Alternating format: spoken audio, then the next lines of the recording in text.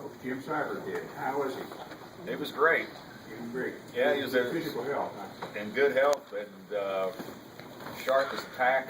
Living in Los Angeles. Lives just east of there, about an hour. He said that they live out where real people live. Bob was a commander here in 79, 78, and 80. I think he wrote the forward of the National District History, and the guy told Jack Bond, get this done, damn it. It's been laying in Hobart Parish's vault for 7 years, under lock and key, and so when Bob arrived in town and said, tell me something about the history. Well, Hobart drug it out. He read it, so he said, Jack Bond, do it. Jack did. Jack came to me and said, you contract to print it. So I didn't know what I was doing, but I did. He got it done in 78. The thing Bob is most famous for is he the one that stopped Columbia Dam on Duck River.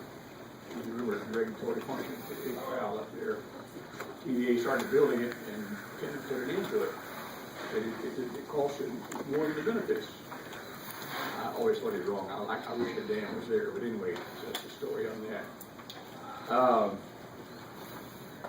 Yeah, this is my 40th book that you have there. There's some misunderstanding. I asked Yvonne to give 3 copies for you, and I think those are yours without anything. She's always wants to sell them for $43, but we're not collecting any money. And I'll autograph that after this is over if you want an autograph. If you take it to any restaurant in town and show my autograph in the book and give a waitress $1, they'll give you a cup of coffee. You keep it 50 years, it might be worth something. But it is a good souvenir, and there's some things about the national district in there I'm going to tell you. And this may be my last. I've got one more coming out right now. Anybody ever rode the bell of Louisville in Louisville, Kentucky? The Louisville district? You haven't been there. All right. Okay, there are a few. Right next to it, there's a wharf boat. They anchor to it. You've got a 20th tower on top of it. And that boat has been there since 1881, and it was what is now the U.S. Coast Guard. It was a Coast Guard base. Before there was a dam there, people went over the falls, and a lot of them drowned. Steamboats sank. There were hundreds of people aboard there at the falls of Ohio. And so it was their job to go out and save those people, and they saved thousands of people in the 30, 40 years. They closed that station in 1973, but that was what is called the life-saving service until 1915 when the Coast Guard was created. But the little thing is sitting there alone, and I'm trying to get them to turn it into a museum, set it up on the bank. It's going to sink one of these days. And the Bell of Louisville is using it as their office wharf boat sort of thing. So it needs to get it out on dry land where people can see it and know something about the history, because it's more historic. It's older than the Bell of Louisville, which has its centennial in 2 years. The Bell of Louisville will be 100 years old. And if you're going to Louisville and get a chance to ride the Bell, they have daily cruises. It's well worth the trip. And that book will be out next year, probably my last. Got a couple more in the draft, but I'll finish them tonight. This one was written in 1977. Now that sounds strange, but I told you I finished the National District History in 1970, and it laid in Hobart's vault for 8 years. Till Bob Sinner come along and read it and said, so Jack Bond and publish it. Well, the chief's office, they're historians, and they contract with other historians at low cost to write a history of something. So they got manuscripts running out for years, a room this size full of manuscripts, which they don't publish. They usually, when they got a question, they show those manuscripts to the people that have already done the research. And they can go in there and get it without going to the Library of Congress, without going to the National Archives. It's all there for them.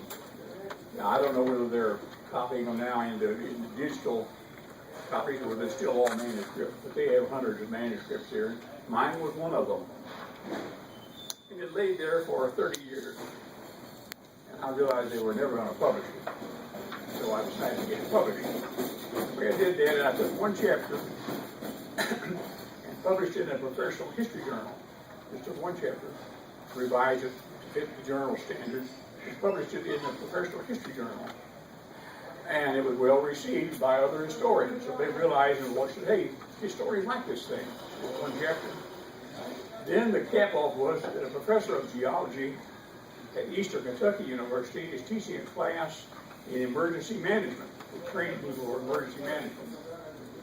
And he made it required reading in his class. So the word of that got back to Washington. So they said, well, this thing got some value to it, we're going to publish it. So finally, after 35 years, they published it last spring. And I went up to the chief's office and signed him up there. And I want you to look at the copy. I'm going to go through a few things about the district is in here. First, the title of the thing is Situation Desperate. Sound like my autobiography. That was not the title I had. My title was Emergency Response. But they went through there and found out that some colonel commanding in New Orleans in 1890, when the flood came along, the chief sent me a telegram, what's the situation down there? And he said, situation desperate. You'll find that on page 44. So that's where the title comes from. This book stops in 1950. The reason for that is there was no FEMA before 1950.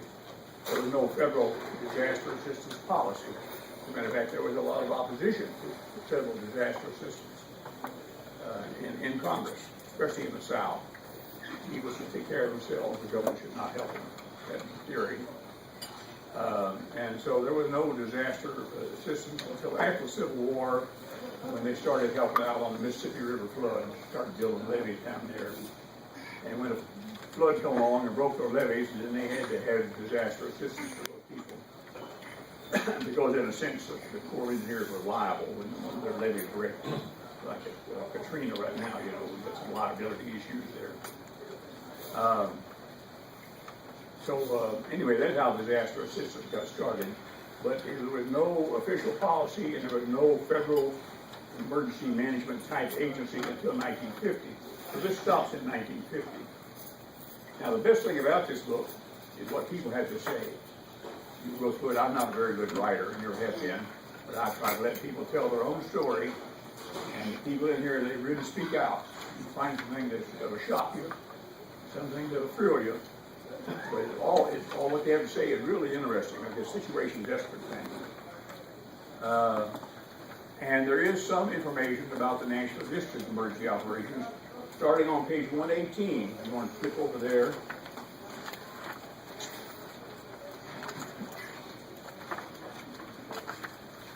There were minor things before 1916. This is about the flood at Asheville, North Carolina in 1916. This is on page 118.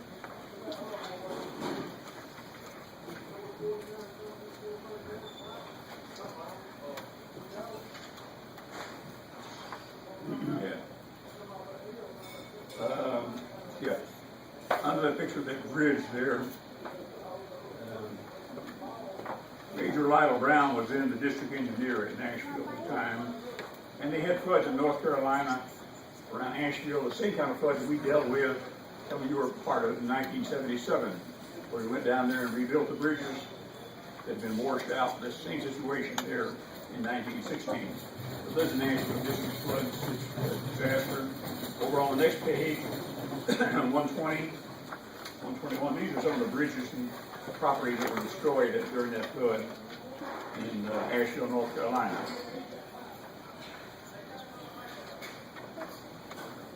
Now next, turn to page 148. On 148, I'm talking about the 1937 flood. And here on page 148, if you look at the photograph, it was taken inside our old towboat, steamboat, Warioto. We still have a diesel towboat named Warioto, don't we? Yes. Still in operation. It was named after this boat. This is the inside of the radio room aboard that steamboat. You see they have a radio operator. Hard to remember when we had before employed radio operators, typewriter operators, and photographic camera operators. We had a photographic division, an ADP division, all those things, all gone now. Back then they had a radio operator, and I don't know the lady.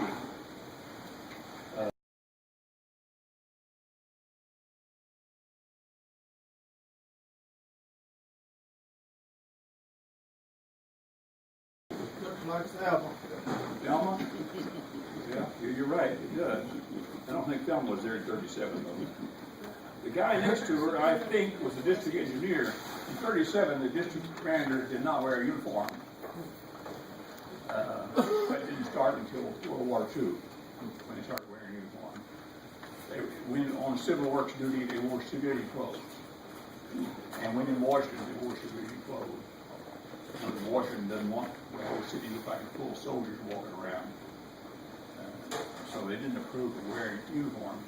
So I think that was the district engineer, and I think his name was Lyle Brown. Looking at his face, I don't remember the name, but I believe that's who it is. Lyle Brown was a son of a governor, a grandson of a governor of Tennessee, Neil Brown, who was governor of Tennessee during the Mexican War. And he was district commander here twice, in 1915 and again in the 1930s. And he became chief of engineers, I believe in 1933, Lyle Brown. From and retired to Nashville this year. 37 flood. Reed Bethurem and Bill Darden used to tell me with great gusto about how Paducah was flooded. The whole town, city, 60,000 people had to be evacuated. So all the boats, floating plants that Nashville district had and the Louisville district had to spare were sent to Paducah, along from St. Louis, to evacuate people, all the people out of Paducah. 60,000 people had to be moved. The whole town was flooded back to the hill. And so all of our fleet was sent down there, and Reed Bethurem and Bill Darden like to tell about their experience because the river was so high that they couldn't get under the bridges with the steamboat Warrior or the other boats. They had to squeeze, go over and steam over those approaches through the telephone wires and power lines. And it was quite a harrowing experience for them. So they like to tell about that. If you don't know, Reed was a public affairs man, many executive assistants. I didn't know what Bill Darden's job was, but he retired as a colonel. He was a colonel. He had charge of building Arnold Engineering Center in Oklahoma. He was executive assistant. Executive assistant. As well as a value engineering officer. Yeah, quite a guy. Quite a guy. And I admired him greatly. And I admire all you folks. So here I am, just all by you. Got 20, 30, 40 years, somebody 40 years experience, service. I never could hold a job. Never had any job longer than 3 years. So I don't have any retirement pension, which doesn't matter because I got wealthy as a contractor. You know how that goes. Let me tell you how I got wealthy. Well, not wealthy, well-to-do. Is Hobart Parish and Lacey Campbell.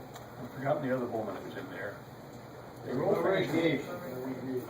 Until the 1990s, middle 1990s, the retainage was 10%. For every contract invoice, they withheld 10%. And put it in the account, and we didn't get any of it till after the contract was done. Lacey and Hobart were not going to let go of that money. But once they paid me, I was free. You know, I went under that contract. They had no hold on me. So they wouldn't pay me, and I wouldn't get paid for 6 months after I finished the job. About 6 months later, I started another contract and didn't need the money, I put it in the bank. So it paid off finally after all these years. But anyway, Hobart Parish, Lacey Campbell, their stingy habits made me wealthy. Because they kept that 10% and I was enforced saving for me. And so I kind of sad about the way it is now. The contractors, you know, the lobby said they got it cut to 5%, and I don't even think there's any retainage at all now that I know of. You know, on all contracts. But it's kind of, I think it's kind of, for in my case, it would have been sad. I would spend it. They saved it for me. Let's get on with the story of 37 flood. If you go on over to page 175. 175. Yeah, this is the story of the 37 flood. And in the right-hand column on 175, under that quotation there, says the Nashville District sent 7 towboats, 12 launchers, 3 quarter boats, 3 derrick boats, 6 barges, 12 flatboats. That's what an after-action report looks like. Those numbers are important to them at the time. Over on the next page, you'll see some of it. Here's downtown Nashville during the 37 flood. And that's a core boat and a barge. They're loading their small craft on the barge to go to Paducah and rescue all those people down there. I rode in a canoe down Broad Street in 1937 with my daddy, and he was going down to the Orioco. Oh, yeah. I'm older than sin. This is not the Orioco. I can't read the name. It ends with an M. And I don't know what it is. Can't read the name. That's not the Orioco, but it was here. That's first. That's the sign that says Braun, Shadwell and Company. You remember the days when it said Oliver Jesse on that building? Yes. Yeah, that's what it is. That's First Street. And of course, you see the mouth of Broad. The river must go all the way up to 4th of Broad Street. So that's what's in here about Nashville District, but it covers every district in the United States. The sad thing about it is it ends in 1950. Everybody in it is dead. They didn't get to read it. So when I went to Washington in March, talked to General Temple, I told him we need Volume 2 written. Of course, I know who will provide it. I'd like to have a contract for it, of course. And I don't think it's going to happen because they got stuff, just like the Nashville District, money is mighty tight right now. The contract for anything, I don't think Nashville District or Washington Chief Hall can afford me anymore. They've got to have some young person hungry who will take a cheap contract, and I can't do it. And I even went so far as to write the first